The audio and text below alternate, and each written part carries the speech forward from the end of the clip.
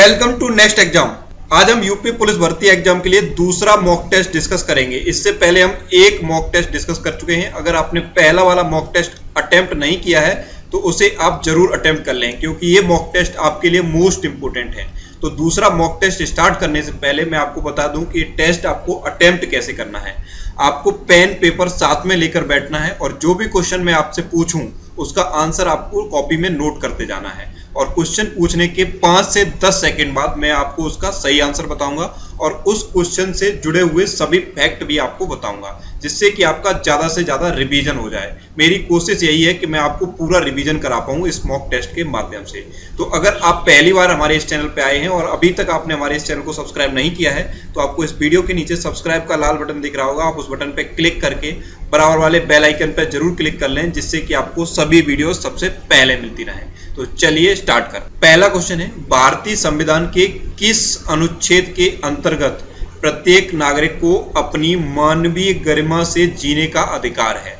4 option दिए गए हैं, अनुच्छेद 21, अनुच्छेद 14, अनुच्छेद 15 और अनुच्छेद 20।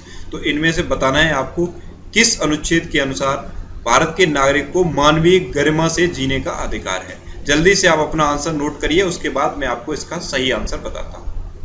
आई होप आपने अपना आंसर नोट कर लिया होगा। अब मैं आपको बताता हूँ, अनुच्छेद 21 के अनुसार भारत के नागरिक को गरिमा से जीने का अधिकार है। तो इसका सही आंसर क्या है? अनुच्छेद 21। ये आपको याद कर लेना है। नेक्स्ट क्वेश्चन है, नेसेट किस देश की संसद का नाम है? ये संसद से जुड़े हुए क्वेश्चन बहुत पूछे जाते हैं। ये नेसेट किस देश की संसद का नाम है? 4 ऑप्शन दिए गए हैं, जापान, स्वीडन, इजराइल या स्पेन।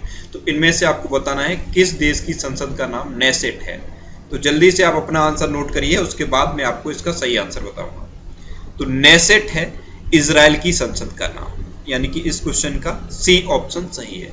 अब इजराइल की संसद का नाम नेसेट है और इजराइल के प्रधानमंत्री बेंजामिन नेतन्याहू भारत के दौरे पर आए थे। अभी पिछले 6 से 7 महीने में जितने भी देशों के प्रधानमंत्री राष्ट्रपति हमारे देश में आए हैं, उन सभी देशों की आपको राजधानी, राष्ट्रपति का नाम, प्रधानमंत्री का नाम और उनकी मुद्रा याद कर लेनी है। और जहां जहां पर पिछले 6 महीने में हमारे प्रधानमंत्री मोदी गए हैं, उन देशों के बारे में भी आपको जानकारी कर लेनी है। यहाँ से आपको 3 से 4 क्वेश्चन जरूर मिलेंगे, क्योंकि ये अभी बर्निंग टॉपिक है और यहाँ से क्वेश्चन आपसे पूछा जाएगा। तो ये तो था नेसेट, इजराइल की संसद का नाम है। तो इजराइल के बारे में मैं आपको बता देता हूँ। इजराइल की कैपिटल है यरूशलम। इजराइल के प्रेजेंट टाइम पे प्रधानमंत्री हैं बेंजामिन नेतन्याहू, जो भारत के दौरे पर आए थे। और इजराइल की करेंसी आपके लिए मोस्ट इंपोर्टेंट है।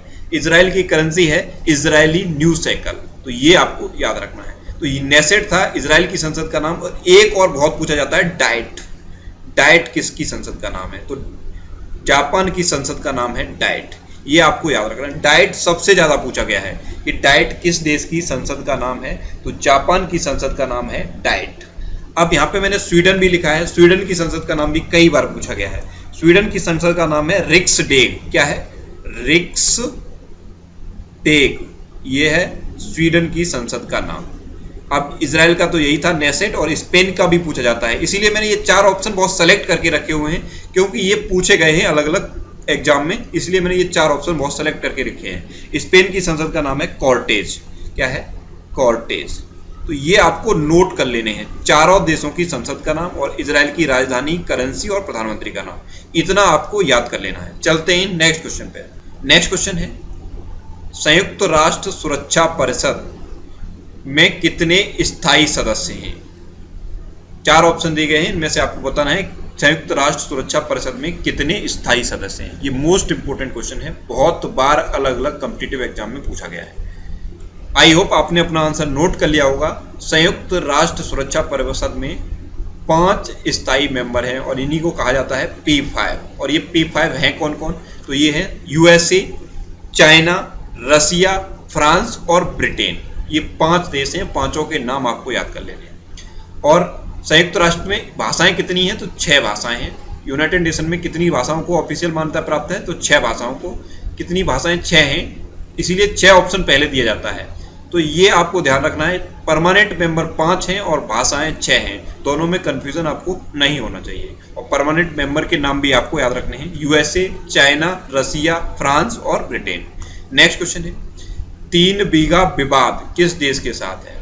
इंडिया के आस पड़ोस के जो देश हैं, जैसे श्रीलंका है, नेपाल है, बांग्लादेश है, भूटान है, म्यांमार है, पाकिस्तान है, इनके साथ जो भी विवाद है वो आपको याद रखने हैं। तो 3 बीघा विवाद है बांग्लादेश के साथ, यानी कि इस क्वेश्चन का बी ऑप्शन सही है। चलते हैं नेक्स्ट क्वेश्चन पे। नेक्स्ट क्वेश्चन है फलों के मीठे स्वाद का कारण क्या है।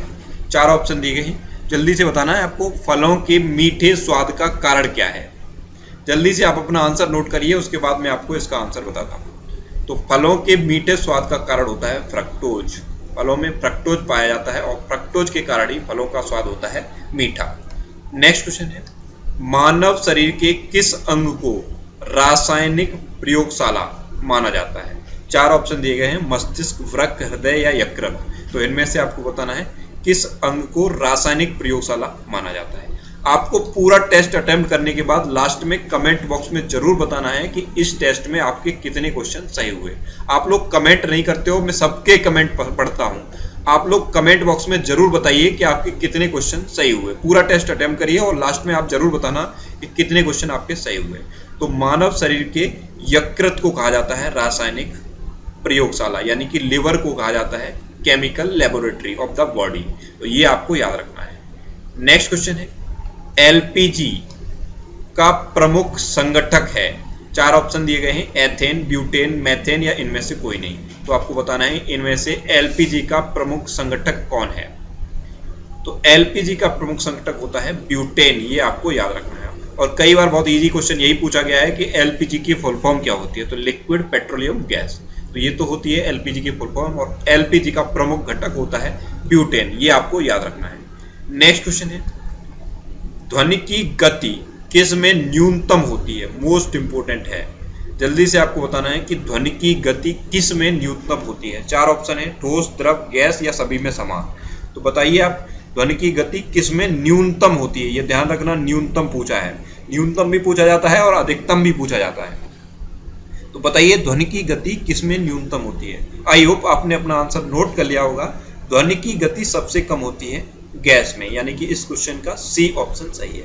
कई बार गैस न लिखकर वायु लिख देता है, तो आप ध्यान रखना है सबसे ज्यादा ध्वनि की गति होती है ठोस में और सबसे कम होती है गैस में। ध्यान रखना, जब क्वेश्चन ये पूछता है कि किस में सबसे अधिक होती है तो ऑप्शन में स्टील देता है, तो आपको ऐसे याद रखना है ठोस में सबसे ज्यादा और गैस में सबसे कम। ऐसे आप याद रखिए, आपको हमेशा के लिए याद रहेगा। चलते हैं नेक्स्ट क्वेश्चन पे। नेक्स्ट क्वेश्चन है महात्मा गांधी को महात्मा की उपाधि किसने दी। 4 ऑप्शन दिए गए हैं, गोपाल कृष्ण गोखले, भीमराव अंबेडकर, रविंद्रनाथ टैगोर या मोहम्मद अली जिन्ना। तो इनमें से आपको बताना है किसने महात्मा गांधी को महात्मा की उपाधि दी। जल्दी से आप अपना आंसर नोट करिए, उसके बाद मैं आपको इसका सही आंसर बताता हूं। महात्मा गांधी को महात्मा की उपाधि किसने दी थी।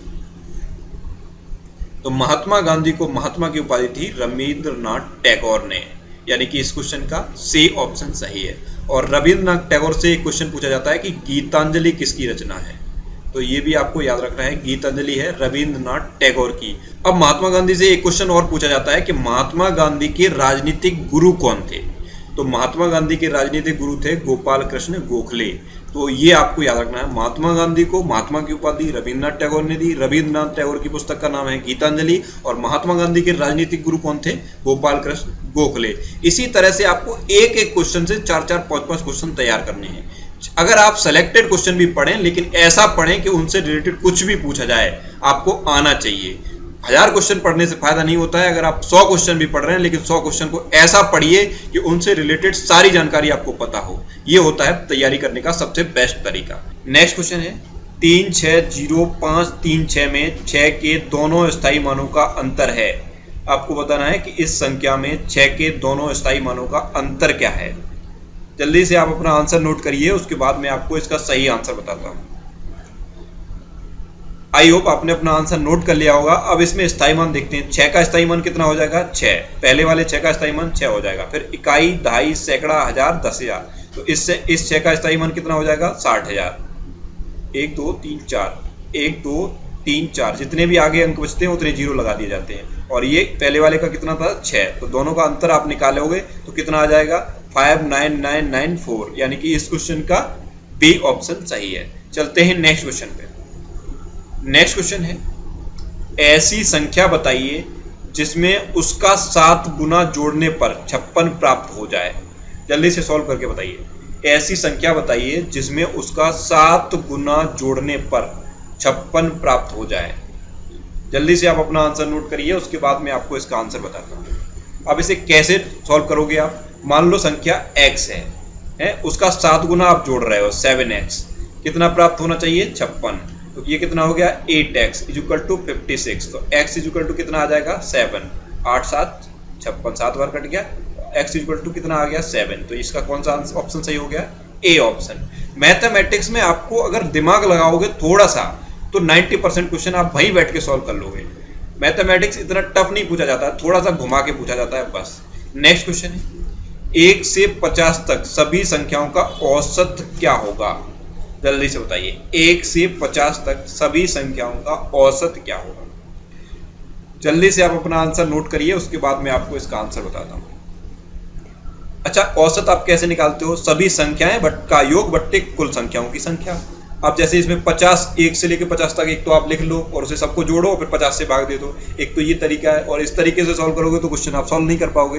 तो कैसे होता है? पहली संख्या दूसरी लास्ट संख्या बट्टे 2, कितना आ जाएगा?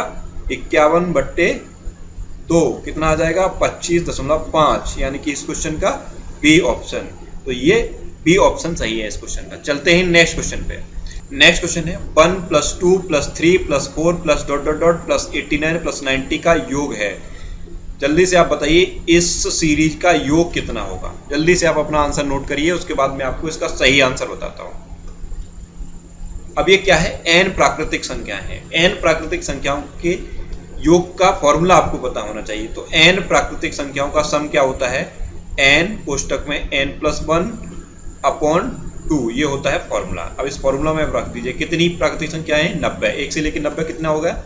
90। 90 कोष्टक में 90 + 1/2, तो कितना हो जाएगा? 90 × 91 बट्टे 2। इसे आप सॉल्व करोगे तो 4095 आ जाएगा, यानी कि इस क्वेश्चन का बी ऑप्शन सही है। तो ये फॉर्मूला आप याद कर लेना। नेक्स्ट क्वेश्चन, सौरभ अभी 20 वर्ष का है और रिया 4 वर्ष की है। कितने वर्षों बाद सौरभ रिया से दुगना बड़ा होगा? आयु से संबंधित क्वेश्चन भी आपसे पूछे जाएंगे और बहुत इजी होते हैं ये क्वेश्चन, बहुत इजी। थोड़ा सा आपको दिमाग लगाना है और आप आंसर निकाल लोगे। इस क्वेश्चन में क्या पूछा है? सौरभ अभी 20 वर्ष का है और रिया 4 वर्ष की है। कितने वर्षों बाद सौरभ रिया का दुगना होगा? पहले आप अपना आंसर निकालिए और अपना आंसर नोट करिए, उसके बाद मैं आपको इसका आंसर बताता हूँ। चलिए, आपने अपना आंसर नोट कर लिया होगा। अब इस क्वेश्चन में क्या पूछा है? सौरभ अभी कितना है? 20 वर्ष का, और रिया कितनी है? 4 वर्ष की। तो कितने वर्षों बाद सौरभ रिया से दुगना होगा? रिया कितनी है? 4। मान लो x वर्ष बाद दुगना होगा, दोनों तरफ x जोड़ो, x वर्ष बाद, तो कितना होगा? रिया से दुगना, यानी कि रिया वाले में आपको 2 से गुणा कर देना है। अब इसको आप सॉल्व करोगे तो 12 वर्ष आंसर आ जाएगा। कितने वर्षों बाद सौरभ रिया से दुगना होगा? तो रिया में आपको 2 का गुणा करना है और इक्वेशन को सॉल्व कर लेना है, आपको आंसर 12 मिल जाएगा।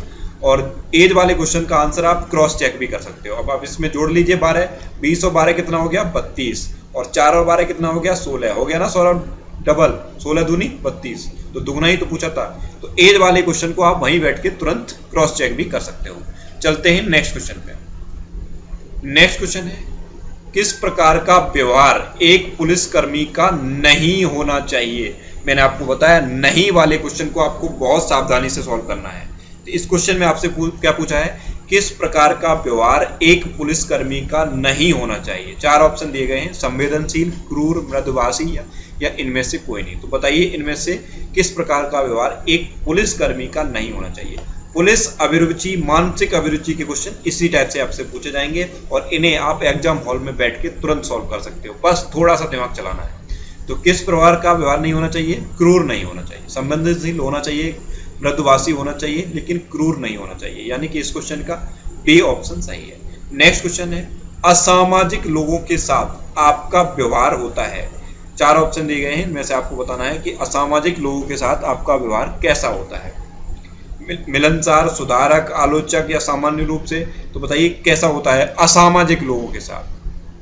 असामाजिक लोगों के साथ आपका व्यवहार होता है सुधारक के रूप में। अगर आप एक पुलिसकर्मी हैं तो आपका व्यवहार असामाजिक लोगों के साथ एक सुधारक के रूप में होना चाहिए, यानी कि इस क्वेश्चन का बी ऑप्शन सही है।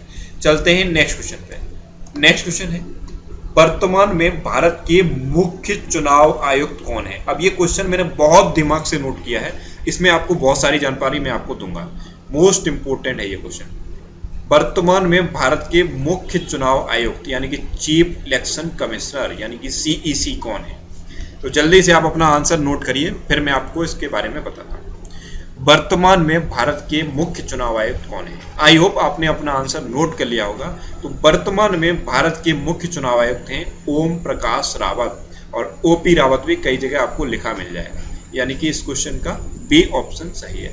तो ये तो आपको याद ही रखने हैं कि वर्तमान में हमारे मुख्य चुनाव आयुक्त हैं ओम प्रकाश रावत। दूसरा इनसे रिलेटेड ये याद रखना है कि ये 22वें हैं, 22वें मुख्य चुनाव आयुक्त हैं। अभी रिटन एग्जाम जो हुआ था टीचर भर्ती का, उसमें पूछ लिया था 21वें मुख्य चुनाव आयुक्त कौन है। तो 21 में थे अचल कुमार ज्योति, ये जो D ऑप्शन लिखा है ये 21 में थे, और उस एग्जाम में 21 में ही पूछा गया था, लेकिन मोस्टली स्टूडेंट ओम प्रकाश रावत लिखा है, क्योंकि अभी प्रेजेंट टाइम पे ओम प्रकाश रावत ही है। तो ये एक तो ये याद रखना है, ये 22 में है, 21 में अचल कुमार ज्योति थे। और आपको अभी 3 ओम प्रकाश याद रखने हैं। 3 ओम प्रकाश अभी आपके लिए मोस्ट इंपोर्टेंट है। एक ओम प्रकाश सिंह, ओम प्रकाश रावत और ओम प्रकाश कोहली। 3 OP आपको याद रखने हैं। OP सिंह अभी प्रेजेंट टाइम पे हमारे DGP हैं, director general of police. UP के DGP हैं अभी प्रेजेंट टाइम पे OP सिंह यानी कि ओम प्रकाश सिंह। तो एक तो ये ओम प्रकाश आपको याद रखने हैं। एक मुख्य चुनाव आयुक्त हैं ओम प्रकाश रावत, ये याद रखने हैं। और एक है गुजरात के राज्यपाल ओम प्रकाश कोहली, तो ये आपको याद रखने हैं। तो 3 ओम प्रकाश आपको याद रखने हैं। इसीलिए मैंने तीनों ओम प्रकाश इस ऑप्शन में लिखे थे कि आपको तीनों के बारे में जानकारी हो जाए, और तीनों जब एक साथ डिस्कस हो जाएंगे तो सारा कंफ्यूजन आपका दूर हो जाएगा। तो तीनों आपको याद रखने हैं। OP सिंह DGP हैं यूपी के, OP Rawat chief election commissioner हैं, और OP कोहली गुजरात के गवर्नर हैं। तो इतनी जानकारी आपको इस क्वेश्चन से मिल जाती है। नेक्स्ट क्वेश्चन है, घरेलू हिंसा महिला सुरक्षा कानून कब लागू हुआ? ये भी आपके लिए इंपॉर्टेंट क्वेश्चन है। जल्दी से बताइए, घरेलू हिंसा महिला सुरक्षा कानून कब लागू हुआ? जल्दी से आप अपना आंसर नोट करिए, उसके बाद मैं आपको इसका आंसर बताता हूँ। घरेलू हिंसा महिला सुरक्षा कानून लागू हुआ था 2006 में, यानी कि इस क्वेश्चन का C ऑप्शन सही है। अगर पूछ ले कि घरेलू हिंसा महिला सुरक्षा अधिनियम कब पारित हुआ, तो अधिनियम 2005 में पारित हुआ था और कानून 2006 में लागू हुआ। ये थोड़ा सा डिफरेंस है इनमें। अगर थोड़ा सा भी डिफरेंस करके उसने पूछ लिया तो क्वेश्चन आपको बहुत सावधानी से सॉल्व करना है। घरेलू हिंसा महिला सुरक्षा अधिनियम पारित हुआ था 2005 में और कानून लागू हुआ था 2006 में। तो ये माइनर से डिफरेंस होते हैं और क्वेश्चन गलत हो जाता है। इसीलिए मैं आपको ये क्वेश्चन ऐसे सेलेक्ट कर करके ला रहा हूं जहां पे गलती होने के चांस रहते हैं। ये सिर्फ मॉक टेस्ट ही नहीं है, यहाँ पे कोशिश ये है कि आपको रिवीजन कराया जाए। तो ये आपको याद रखना है, ठीक है। चलते हैं नेक्स्ट क्वेश्चन पे। नेक्स्ट क्वेश्चन है, दीपशिखा किसकी रचना है? मोस्ट इंपोर्टेंट है दीपशिखा। जल्दी से आप अपना आंसर नोट करिए, दीपशिखा किसकी रचना है, फिर मैं आपको इसका आंसर बताता हूं। आई होप आपने अपना आंसर नोट कर लिया होगा। दीपशिखा है महादेवी वर्मा की रचना, यानी कि इस क्वेश्चन का C ऑप्शन सही है। हिंदी के जो 4 वीडियो मैंने अपलोड किए हैं हिंदी साहित्य के, वो आपके लिए मोस्ट इंपोर्टेंट वीडियो हैं। वहां से आपको 2 से 3 क्वेश्चन मिलेंगे। तो वो 4 वीडियो में जो मैंने डिस्कस किया है और जो PDF में आपको दिया है उसे आप रट जाइए, दिन रात पढ़िए, कैसे भी पढ़िए, लेकिन उसे बिल्कुल रट जाइए। वहां से क्वेश्चन पूछा जाएगा। हिंदी साहित्य को बहुत रिसर्च करके वो मैंने आपको 4 वीडियो दिए हैं, तो वो चारों वीडियो देखिए, उनमें मैंने जो आपको बताया है उसे नोट करिए और PDF जो आपको दिया है उसे रट जाइए। तो महादेवी वर्मा की रचना है दीपशिखा, और इनकी और भी रचनाएं मैंने आपको बताई थी, निहार, रश्मि, नीरजा और संध्या गीत। ये मैंने आपको और बताई थी इनकी, निहार, रश्मि, नीरजा, संध्या गीत और एक ये दीपशिखा। तो 1 2 3 4 5 ये 5 रचनाएं महादेवी वर्मा की आपको याद कर लेनी है। एक बार फिर रिपीट करिए, निहार, रश्मि, नीरजा, संध्या गीत और दीपशिखा। एक बार फिर मेरे साथ बोलिए, निहार, रश्मि, नीरजा, संध्या गीत और दीपशिखा। तो ये आपको याद रखनी है। नेक्स्ट क्वेश्चन है, जंगम का विलोम क्या होता है?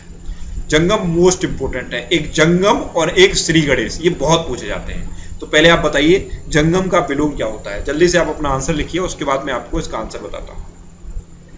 आई होप आपने अपना आंसर लिख लिया होगा। जंगम का विलोम होता है स्थावर, यानी कि इस क्वेश्चन का C ऑप्शन सही है। और एक और मैंने आपको बताया था कि श्री गणेश बहुत पूछा जाता है, तो श्री गणेश का विलोम होता है इतिश्री। इसे भी आप साथ में ही नोट कर लीजिए। जो भी कॉपी में आप अपना आंसर लिख रहे हैं नोट कर लीजिए, जंगम का स्थावर और श्री गणेश का इतिश्री, ये 2 बहुत पूछे जाते हैं। चलते हैं नेक्स्ट क्वेश्चन पे। नेक्स्ट क्वेश्चन है कालिंदी किसका पर्यायवाची है? मोस्ट इंपोर्टेंट है, जल्दी से आप अपना आंसर लिखिए, उसके बाद मैं आपको इसका सही आंसर बताता हूं। 4 ऑप्शन दिए गए हैं, इनमें से आपको बताना है कालिंदी किसका पर्यायवाची है। आई होप आपने अपना आंसर नोट कर लिया होगा। कालिंदी होता है यमुना का पर्यायवाची, यानी कि इस क्वेश्चन का ए ऑप्शन सही है। और यमुना के कई और पर्यायवाची पूछे जाते हैं। एक होता है सूर्य तनया, इसे नोट करिए। सूर्य सुता, इसे भी नोट करिए।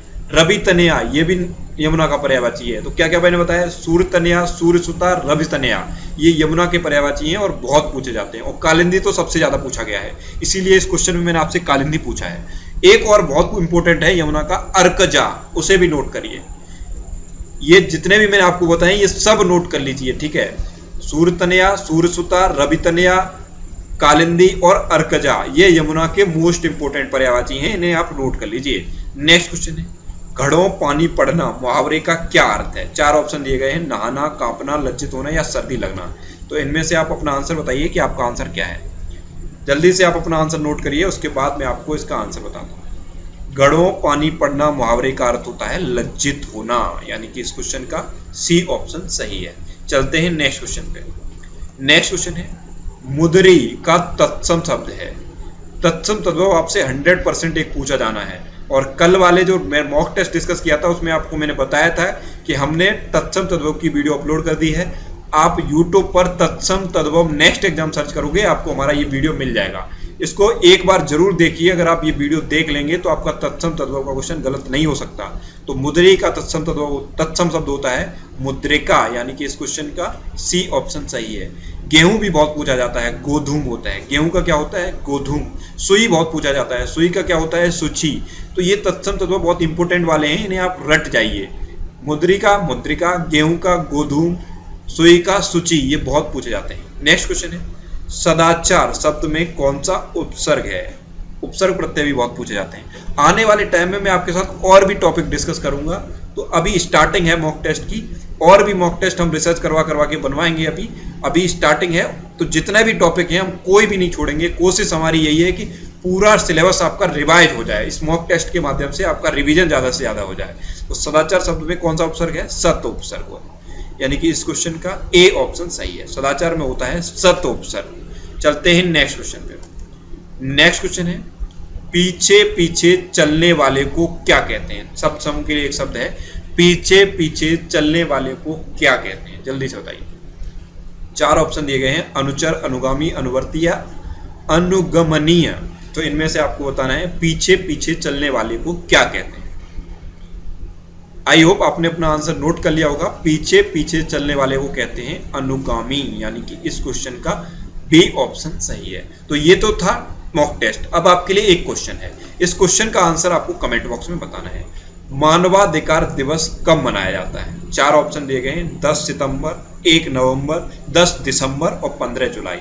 इनमें से आपको बताना है मानवाधिकार दिवस कब मनाया जाता है। तो ये था आज का हमारा मॉक टेस्ट। आपको ये मॉक टेस्ट कैसा लगा हमें कमेंट बॉक्स में जरूर बताना, और साथ में ये जरूर बताना कि इन 25 क्वेश्चन में से आपके कितने क्वेश्चन सही हुए।